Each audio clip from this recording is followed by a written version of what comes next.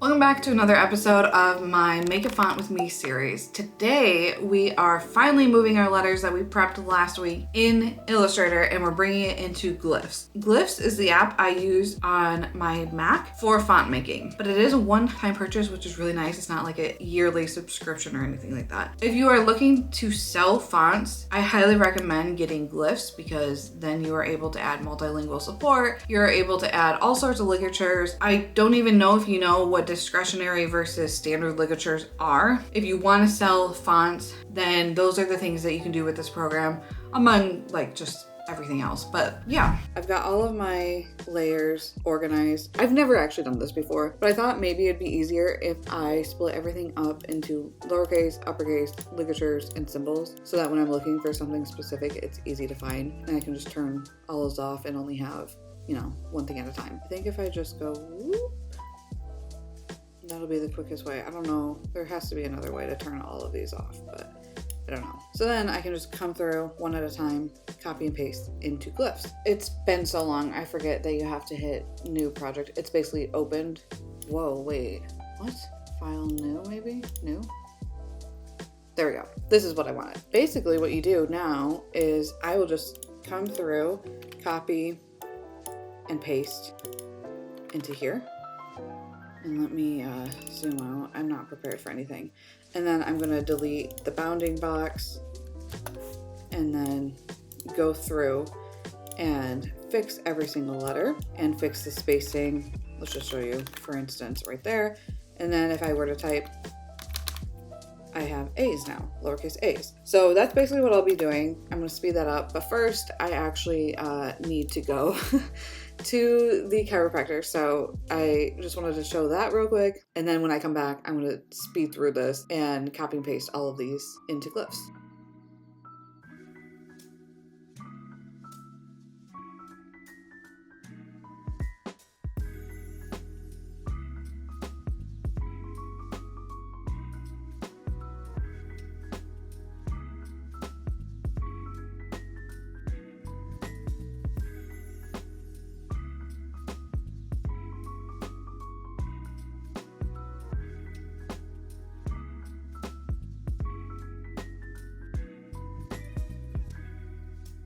Okay, so I've got all of my letters and most of the punctuation added. I still have some more to go. Now comes the fun part of fixing every single letter. Basically, you don't want this to be red, and anytime there's something like this, you have to delete it. And then sometimes you have to play around with like angles and whatnot, or delete those. You don't need all these nodes. The more nodes there are, the larger the font file, and if you're using it for something like Cricut, the more nodes would mean this, it would take longer to cut. You want to remove as much as possible. So I just go around and look for any issues. Maybe sometimes like this, see how it's a little bit like wonky? Maybe I don't want that, or maybe I do. So sometimes I'll just like zoom out, see if I like that or not. I think this looks good. And then I'll come back through and fix the spacing, but it's probably going to be around 20. Obviously each letter will be different. This one could probably even be like maybe 10 because it's got stuff on each side. You know what I mean? Like it sticks out farther right here, but then the actual letter visually looks like it stops right here. So that's actually not too bad, the spacing right there. And then I'm just going to go through each letter, do the same thing, delete the little things that are causing issues. We're just gonna do lots of editing now at this point and listen to an audiobook.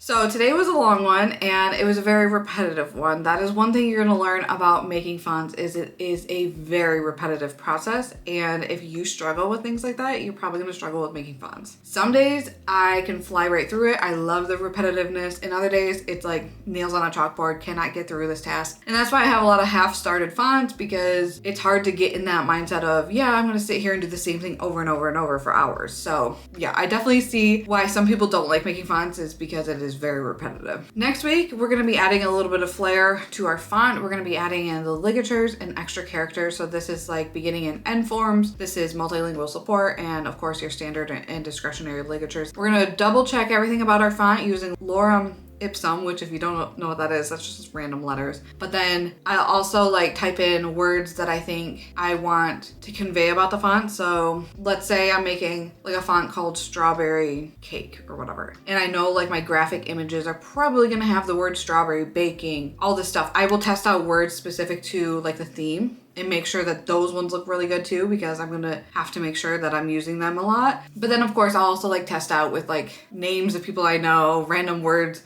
or I'll listen to an audiobook or a song and I'll just type out the lyrics or whatever I'm listening to, and make sure like your everyday words also look good. So that's what we're gonna be doing next week. We're almost there. We're almost getting to the end, and that's very exciting. If you have any questions, leave them in the comments and I'm happy to get back to them. I hope you have a great rest of your day. I will see you next time. Bye.